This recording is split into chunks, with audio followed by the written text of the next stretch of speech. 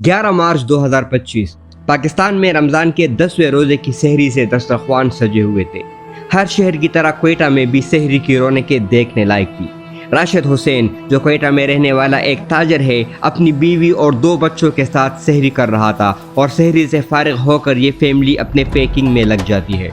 राशिद के बच्चे और बीवी काफ़ी ज़्यादा पुरजोश थे क्योंकि साल में एक ही मरतबा वो रावलपिंडी अपने नानी नाना के घर जाते थे।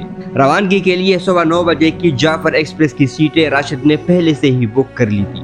सुबह के 8 बजे राशिद अपनी फैमिली को लेकर क्वेटा रेलवे स्टेशन पहुंचकर अपनी बीवी और बच्चों को इनकी सीटों पर बिठा देता है। इतने में ट्रेन अपना आखिरी हॉर्न बजाती है। राशिद अब प्लेटफार्म पर खड़ा अपनी बीवी बच्चों को हाथ हिला रहा था और ट्रेन आहिस्ता आहिस्ता रवानी पकड़ने लगती है। राशिद घर आकर सो जाता है और ठीक 1 बजे जोहर की अजान से इसकी आंख खुलती है। वो दोबारा अपनी बीवी को कॉल मिलाता है। पहले काफ़ी देर तक बेल बजती है लेकिन कोई जवाब नहीं आता। अब राशिद बेचैन होकर अपने बिस्तर से उठ जाता है।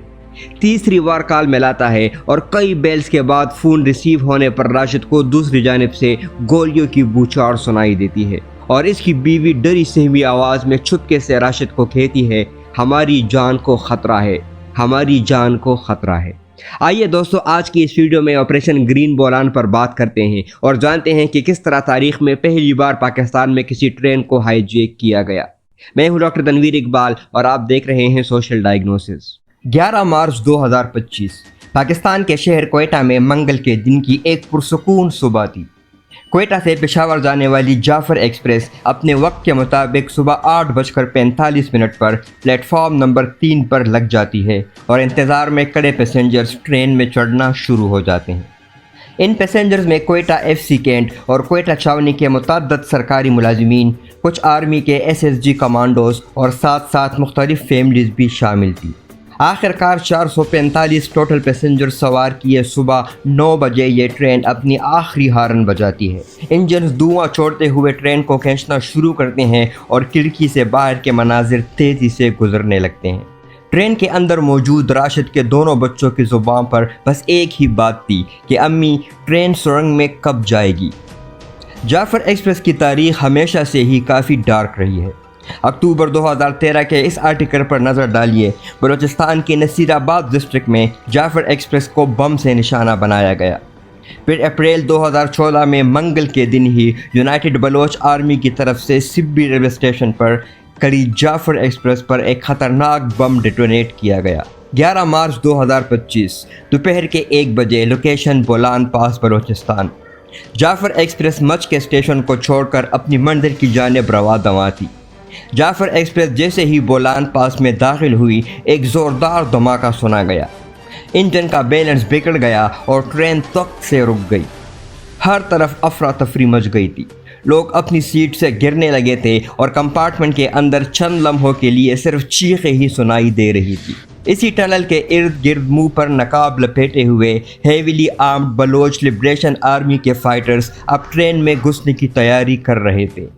इनके पास सैटेलाइट फ़ोन्स और वॉकी टॉकी मौजूद थे जिस पर इन्हें कहीं से डायरेक्ट गाइडेंस मिल रही थी। इनके हाथ में जदीद असलाह जैसे कि M16 A4, AK-47, RPGs और ग्रेनेड लॉन्चर्स भी मौजूद थे।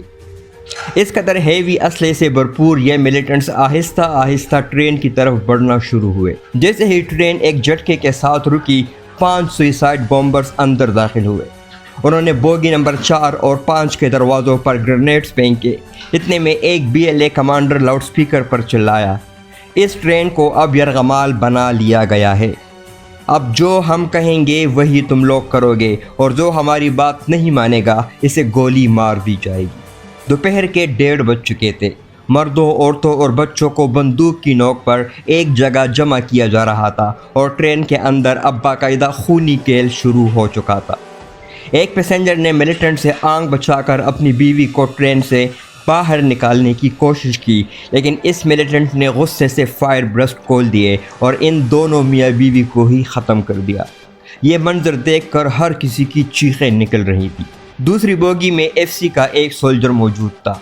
इसने अपने आसपास मौजूद पैसेंजर्स को बताया कि इसके पास गन मौजूद है और कहा कि वो एक तरफ से सामने खड़े मिलिटेंट पर फायरिंग करेगा और पीछे से आप लोग ट्रेन से निकलकर भागेंगे। جیسے ہی بی ایل اے کے ملیٹنٹ کی نظر ان سب سے ہٹی، ایف سی کے جوان نے اپنی 9mm پسٹل نکال کر سامنے کھڑے ملیٹنٹ پر گولیاں چلانا شروع کر دی۔ ان 10 پیسنجرز کا گروپ ٹرین کے دروازے سے باہر کودا اور چھپتے چھپاتے بھاگنا شروع کر دیا۔ 9mm پسٹل کی آواز سن کر ایک دوسرا ملیٹنٹ اس بوگی میں داخل ہوا جس نے اپنے ساتھی ملیٹنٹ کو مرا ہوا پایا۔ اس ملیٹنٹ نے ایف سی اہلکار کو بالوں سے پکڑ لیا اور ساتھ ہی اس نے اپنے ساتھیوں کو بھاگ جانے والوں لوگوں کے بارے میں بھی واکی ٹاکی کے ذریعے انفارم کیا۔ 48 سالہ غلام سرور یہ سارا منظر الجزیرہ کی ٹیم کو بتا رہے تھے۔ وہ بتاتے ہیں کہ پیچھے سے ہمارے اوپر راکٹ اور گولیوں کی بارش کی جا رہی تھی۔ اس کے بعد بی ایل اے کے ملیٹنٹس نے اس ایف سی اہلکار کی تلاشی لی اور اس کا کارڈ دیکھنے کے بعد اسے باہر لا کر بے دردی سے مار دیا گیا۔ بی ایل اے ملیٹنٹس نے یہ طے کیا کہ وہ اسی طرح فورسز کے لوگوں کو آئیڈینٹیفائی کریں گے۔ ہر بوگی کے اندر پیسنجرز کی تلاشی شروع کر دی گئی۔ بی ایل اے ملیٹنٹ صرف آرمی کے جوانوں اور پنجابیوں کو ایک طرف جمع کر رہے تھے۔ اسی بیچ بی ایل اے کی جانب سے ایک پریس ریلیز شائع کی جاتی ہے جس میں ایک طرف وہ اس ٹرین کو ہائی جیک کرنے کی ذمہ داری قبول کرتے ہیں تو دوسری جانب وہ بدلے میں اپنے تنظیم کے حراست میں لیے گئے کچھ ملیٹنٹس اور ایکٹیوسٹ کی بازیابی کی مانگ بھی کر دیتے ہیں۔ اب شام کے 7 بج چکے تھے۔ 33 بی ایل اے ملیٹنٹس نے اس ٹرین کو اب پوری طرح سے یرغمال بنا لیا تھا۔ ان کی جانب سے مارے جانے والے پیسنجرز کی تعداد اب 12 ہو چکی تھی۔ ٹرین کے اندر خون اور بارود کی مہک پھیل رہی تھی۔ تمام ہی پیسنجرز کا خوف اب حد سے زیادہ بڑھتا جا رہا تھا۔ بچے چیخ رہے تھے، عورتوں کے دوپٹے خون سے رنگے ہوئے تھے اور بی ایل اے فائٹرز ہر کمپارٹمنٹ میں دکھائی دے رہے تھے۔ آخر کار رات کے 11 بجے آرمی کو اپنی کارروائی کے لیے گرین سگنل دیا جاتا ہے۔ پاکستان آرمی، ایئر فورس اور ایس ایس جی کمانڈوز کو الرٹ کیا گیا اور سچویشن سے متعلق بریفنگ دے دی گئی۔ رات 11 بجے آرمی کے کچھ A-29 ہیلی کاپٹرز نے بولان پاس پر اڑان بھرنا شروع کر دی۔ روڈ کے ذریعے ایس ایس جی کمانڈوز کے تازہ دم دستے ٹنل کے انٹرنس پر ڈپلوائے کر دیے گئے۔ اب آرمی نے کنٹرول اپنے ہاتھ میں لینے کا پلان بنایا اور پہلی اسٹریٹجی یہ تھی کہ ملیٹنٹس کو انگیج کرنے سے پہلے سوئسائڈ بومبرز کو پہچانا جائے۔ بولان پاس کے ارد گرد جھاڑیوں اور چھوٹی پہاڑیوں پر آرمی کے سنائپرز کو ہیلی کاپٹر کے ذریعے اتارا گیا، جن کی کوشش یہ تھی کہ وہ ٹرین میں موجود ملیٹنٹس پر نشانہ بنائیں۔ بالا آخر آرمی کے ایک سنائپر نے پہلی گولی چلا دی اور آدھی رات گئے آپریشن ریسکیو گرین بولان کو باقاعدہ شروع کر دیا گیا۔ جب بی ایل اے ملیٹنٹس نے اس ٹرین کو ہائی جیک کرنا شروع کیا تو کافی پیسنجرز ایسے بھی تھے جو اپنی جان بچا کر وہاں سے بھاگنے میں کامیاب ہو گئے۔ اسی میں سے ایک تھے اس ٹرین کو چلانے والے ڈرائیور۔ وہ بتاتے ہیں کہ انہوں نے 4 مسلح گارڈز کا سہارا لے کر وہاں سے نکلنے کی کوشش کی۔ اوپر سے جب گولیوں کی بوچھار ان پر برسنا شروع ہوئی تو انہوں نے سوچ لیا کہ اب پیچھے جانے کا کوئی راستہ نہیں ہے۔ پاکستان آرمی نے بی ایل اے کے ٹیررسٹ پر سب سے پہلے سنائپنگ شروع کی اور پہلی بوگی سے 3 ملیٹنٹس کو جہنم واصل کر دیا۔ پھر دوسری بوگی سے 2 سوئسائڈ بومبرز کو سنائپر شوٹ سے اڑا دیا گیا۔ جب ٹرین کے اندر بلٹس چلنے لگی تو ملیٹنٹس اور زیادہ بروٹل ہو گئے۔ ایک بوگی میں انہوں نے 10 مزید لوگوں کو ایک ساتھ قتل کر دیا، صرف اس لیے کہ وہ آرمی پر دباؤ ڈال سکے۔ ان سب کے باوجود جب بی ایل اے ملیٹنٹس نے آسمان میں ہیلی کاپٹرز اور ارد گرد ایس ایس جی کمانڈوز کو گھیرا تنگ کرتے ہوئے دیکھا تو ان کے اوزان خطا ہو گئے۔ اتنے میں ایک B L A militant bogie میں داخل ہوا اور بلوچی زبان میں پیسنجرز کو کہا کہ آپ اس ٹرین سے اتر کر اب جا سکتے ہیں، اور ساتھ ہی یہ بھی بتایا کہ ان کی دشمنی صرف آرمی اور پنجابی قوم سے ہے، وہ بچوں، خواتین اور بوڑھوں کو کوئی نقصان نہیں پہنچائیں گے۔ اس بات پر وہاں موجود پیسنجرز مزید سہم گئے۔ انہیں اس ملیٹنٹ کی بات پر یقین نہیں آ رہا تھا، لیکن اس کے زور سے کہنے پر آخرکار یہ پیسنجرز گولیوں کی بوچھاڑ میں ٹرین سے نکلنا شروع ہوئے۔ ٹنل کے دوسرے حصے میں پہنچنے پر ایس ایس جی کمانڈوز نے انہیں ریسکیو کیا اور انہیں کور کرتے ہوئے مزید دستے بوگیوں کے اندر ڈپلوائے ہونا شروع ہو گئے۔ اس طرح ایس ایس جی کمانڈوز کے دستوں نے ہر بوگی کو چیک اور کلیئر کرنا شروع کیا اور ان ملیٹنٹ سے فیس آف کیا جو اب ٹرین میں موجود پیسنجرز کو شیلڈ بناتے ہوئے سامنے سے فائرنگ کرتے ہوئے آگے بڑھ رہے تھے۔ اب تک بولان پاس کا یہ علاقہ گولیوں سے گونج رہا تھا۔ آرمی نے اب تک اس آپریشن میں 27 ملیٹنٹس کو مار گرایا تھا، جبکہ 125 پیسنجرز بحفاظت بازیاب ہو چکے تھے۔ ٹرین کی آخری 4 بوگیوں میں اب بھی 6 ملیٹنٹس موجود تھے، جن میں BLA کا ایک ہائی پروفائل کمانڈر بھی تھا جو کہ یقینی طور پر اس ساری ایکٹیویٹی کو لیڈ کر رہا تھا۔ اب آرمی نے ان ملیٹنٹس کے گرد گھیرا تنگ کرنا شروع کیا۔ ایک جانب سے سنائپنگ کے ذریعے ان باقی بچے ملیٹنٹس کو باہر نکالنے کے لیے بیک اپ فائر کیے گئے، دوسری جانب فضا میں اڑتے چاپر اب ان ملیٹنٹس کے لیے ایک موت کے پروانے کی طرح معلوم ہو رہے تھے۔ آخرکار ملیٹنٹس نے بھاگنے کے لیے ٹنل کے پیچھے جانے کی کوشش کی، لیکن پچھلی تمام بوگیوں میں سے پہلے ہی SSG کمانڈوز پوزیشن لے کر ان کا انتظار کر رہے تھے، جنہوں نے ایک ایک کر کے سامنے آنے والے ملیٹنٹس کو مار گرایا۔